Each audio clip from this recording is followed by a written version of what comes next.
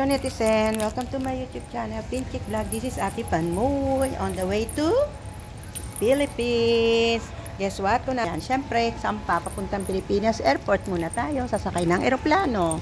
At naitulak-tulak tayo. Actually, bagpack lang ako. Yan lang ang dala ko, bagpack. Yan. Makikita nyo, bagpack lang ang dala ni Ate Panmoy. Okay? So, ay palaka, nahulog pa. Natraffic pa tayo. May dumaan na sasakyan. Okay, maganda ang araw at may tumatakbo, mahabol. Baka mamaya nahuli na sila sa aeroplano, kaya tumatakbo sila. Takbo-takbo pa more. Okay, so 216 gate tayo. Ayan na po, sa loob na tayo pinaka-aeroplano. Aeroplano pa. Sa loob na tayo ng airport ng Hong Kong at napakalinis. Tingnan nyo, Estee Lauder. Kasi bumili pa bango. At ang pampaganda. Anyway, dito tayo sa 216. At on the way si Ate Panmoy sa Pilipinas. Kaya baka sa hina ng internet doon ay hindi tayo makakapag-vlog at makapag-share sa inyo kung ano man dapat kong i-share. Anyway. At sa mga nagtatanong kung bakit Pilipinas, as usual, pabalik-balik ng Pilipinas dahil nagpa-process ng document ng lupa. You know, yung lupa na yon pinagpipray natin yun na pag naayos, makapag-donate tayo sa church. Para naman mapakinabangan yung lupa namin sa probinsya. Sa Pangasinan, after kung maayos yung mga document nun, I'm planning to donate some part of it to the church. So, pag-pray nyo po na maging maayos at may mga ibang project pa po kami na makakatulong sa ating mga senior citizen. Kaya lang hanggang yun, wala kami magawa kasi nga, hindi pa ayos yung papeles. Pabalik-balik kami sa Bureau of Internal Revenue at kada punta namin iba-iba ang hinihingi. Kaya, eto, pabalik-balik si Ate Panmoy sa Pilipinas.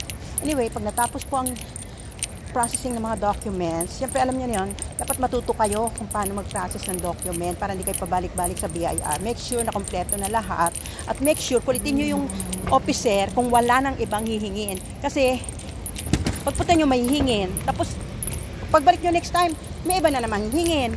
Tapos, na-complain nyo na yung kulang noon. Tapos may iba na naman hingi. Kaya minsan nakaka-high blood sila. Kaya minsan, kasi naman, pag balik nyo ng BIR, iba yung kausap nyo ngayon. Pagbalik nyo, iba na naman ang kausap nyo. Kaya medyo very confusing talaga. Kaya hindi nyo mapapagalitan yung taong kausap nyo noon. Nasasabihin nyo na, oh, bakit noon ito lang kailangan mo ngayon?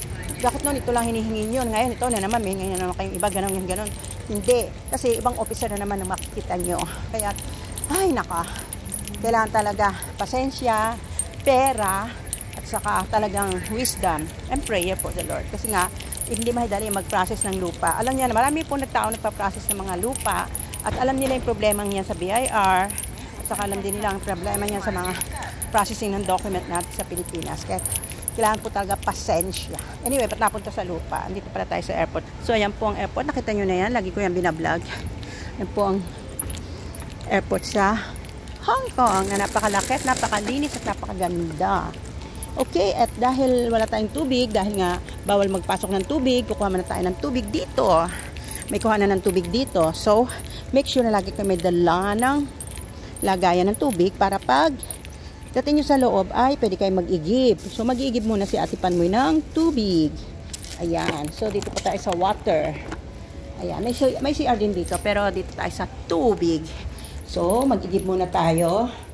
Oops, medyo mataas ang aking So, kailangan, ganyan. Ayan. Hindi tayo makaka-vlog. Kasi hawak-hawak ko yung, ayan, okay naman pala. Okay, nakasahod na tubig. So, pag mag-airport kayo, kaya nakapon na. Kailangan ko na lang ito isalin. So, ang gawin niyo po, i-empty nyo lang yung bottles, pero make sure na meron kayong bottles ulit, kasi mahal bumili ng tubig sa loob. Kaya, mas mabuti na lang, mag-reserve kayo ng empty bottles, hindi ba? Kasi bawal nga magpasok ng tubig. So, dito na lang kayo mag-igib sa loob. Para hindi na kayo bibili ng tubig, dahil mahal ang tubig sa loob. Samantalang, may libre naman, di ba? So, better get na lang some. Yan. So, ayan na, puno na. Ayan. So, may libreng tubig na tayo. Hindi na tayo kailangan bumili. Yan. Basta lagi kayo may reservang lagay ng tubig. Ayan. Okay? Dahil nga bawal ang may pasok ng tubig. Okay? So, Extra water for drinking. Then, nauhay sa Ate Panmoy. Okay. Tubig muna tayo. Nabasa ako.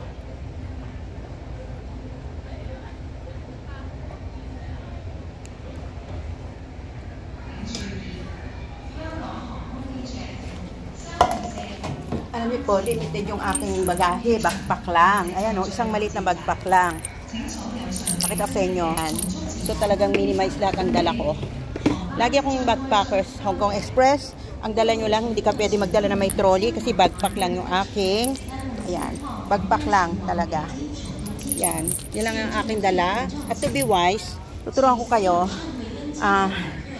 Pag kailangan damit na baon, syempre, suot nyo na lang lahat sa katawan nyo. Ayan, pinagpatong-patong ko mga damit ko. Tutusin, 3 layer yan. Tapos yung aking pantalon, yung aking palda. Ayan, nakasuot na rin para hindi na dagdag bulky sa bagahe ko dahil backpack lang ako. Nakita nyo, yung aking damit, isa, sana ba hindi makita? Isa. Yan, 2. 3. O, diba? Nakatatlo na ako. So, tipid na. Hindi na aksaya dyan sa aking backpack. At itong jacket ko, syempre, 2. Okay? At to make sure, kasi kikiluhin nyo ng 7 kilos, if you better don't put your power bank there or cell phone, you can put in your jacket para hindi nakasama sa kilo dahil ang allowed lang nila ay 7 kilos. Okay? And then, kung meron kayong gustong dali na pagkain, lagay nyo na lang sa isang plastic bag na ganito para at least hindi na dagdag doon. Kasi nga, maliit lang ang aking bagahe, backpack lang. So, meron akong dala isang supot kasi pag ganyan supot lang, allowed naman nilang ipasok. So, hindi na yung counted. Okay? So, kasi this one is a food. So, pwedeng magdala ng ganito. Oo. Yeah, may dala akong sili. Sana makapasok sa atin sa Pilipinas. Kaya lang yung sili ngayon medyo medyo maliit. Di ba? Dati malalaki eh. Oh, ayan oh. Dati may dala rin akong sili eh. So, abangan natin ang sili na ito na nasa Hong Kong na makarating sa Pilipinas. At least nakapasok na sa immigration kasi nandun na tayo sa loob. Maghintay na lang ng aeroplano. So, means to say, pwede kayo mag-hand carry ng fresh sili, kung gusto niyo ng sili, and fruits also, kung gusto niyo magdala ng fresh fruits. So, ayan po, may toilet tayo, men and women. Yan, nandito na tayo sa loob ng airport, boarding place. Hindi ako nakapag-wheelchair ngayon eh. Kasi, for your information, kung gusto niyo mag-order ng wheelchair, o gusto niyo maggamit ng wheelchair, kailangan, pag nagbili kayo ng ticket, ay, i-request nyo na.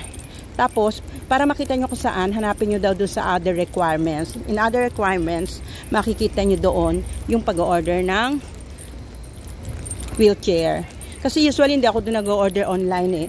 Ang ginagawa ko, pagdating ko sa airport, doon ako nagre-request ng wheelchair. Pero for this time, sabi nila masyado nang late. Kaya, pati ako late yata. Bakit walang tao dito? 219 ako. Oo. So, kaya kailangan marunong kayo. Alam niyo yun na pag mag-order kayo ng wheelchair, kailangan 2 hours before daw, nandito na kayo. Kasi pag mga 1 hour na, hindi na pwede. Hindi na kayo makakapag-request ng wheelchair. So, you better come here earlier para maka-request kayo ng wheelchair if you wanna use a wheelchair. Katulad ni Ate Panmoy na tumatanda na, syempre. At saka, syempre, mabigat na backpack, hindi laging madadala sa mahabang lakaran. That is better to request for a wheelchair. Ay, lagi ako nagre-request ng wheelchair, pero ngayon wala. Kasi nga, medyo late na raw. Kaya, ito si Ate Panmoy, naglalakad na walang wheelchair.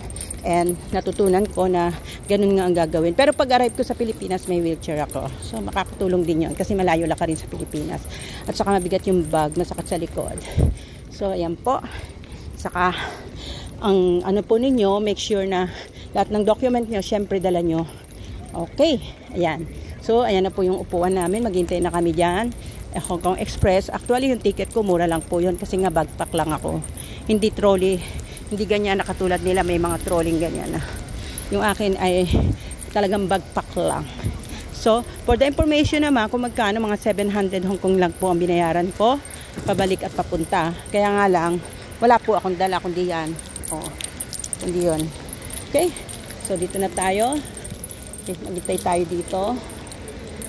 Saan tayo maghihintay? Ang dami namang upuan eh. Okay. So, ang dami eh. Mga Pilipino naghihintay din dito. So, Pahanap tayo sa priority line. Ayan. So, dito na lang tayo maghintay. Para makarelax muna tayo. Ayan. Mamaya pa ang boarding natin. Uy, kabiin. Ayan. Ay, salamat. Nakaupo rin sa wakas. So, ayan po ang ating view.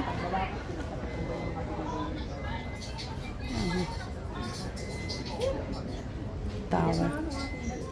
Ayan. So, hanggang dito na lang. Maghintay muna tayo. Hindi pa tayo boarding. Yat. Pahinga muna. Ayan po yung aking dalahin.